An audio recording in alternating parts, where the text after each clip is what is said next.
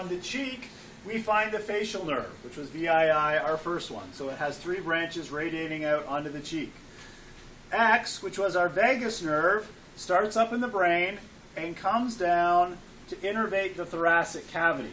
You remember we talked about it with paraplegia, or quadriplegia, sorry, that's how they still have functioning of their viscera. The cervical plexus is located high up here on the neck.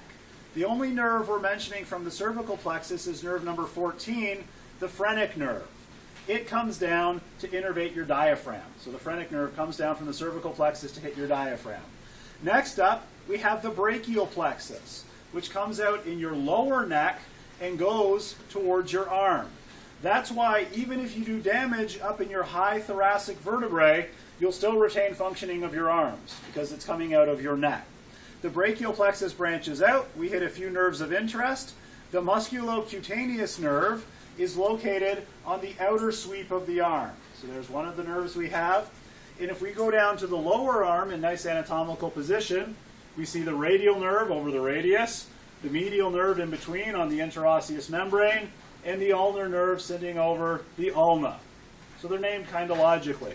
Going into the central torso, we have the celiac plexus located right here, just underneath the sternum.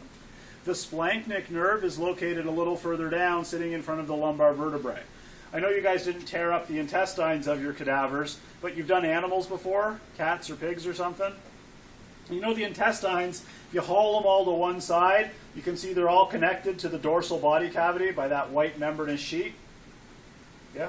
That's what these splanchnic nerves are doing. They're going out to all the intestines by following that tissue out. The sympathetic chain ganglia, 81, are these little white bumps that you find all the way down. When I showed you on the model, they were on the front of the cervical vertebrae. They're on front of the vertebrae all the way down. So you can see all these different sympathetic chain ganglia. We get down to the lumbar plexus, which comes out of the lumbar region. And the lumbar plexus branches into the obturator nerve, which goes through the obturator foramen, and the femoral nerve. The femoral nerve comes over the front of the hip, so it sweeps over the front. Going a little further down on the back, we get to the sacral plexus, and the sacral plexus forms the sciatic nerve. The sciatic nerve goes down the back of the leg. So when people get sciatica, that's why they've got pain going down the back of their leg.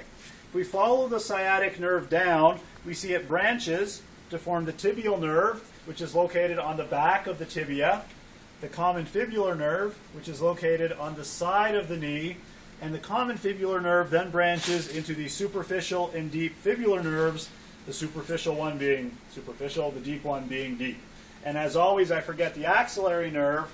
We look up here, the axillary nerve is in the axillary region, so up in the armpit, and it basically traces around the surgical neck of the humerus. Do you guys remember surgical neck of humerus? Yeah. So it traces around up there. And that's pretty much all the nerves are responsible for. And I know it seems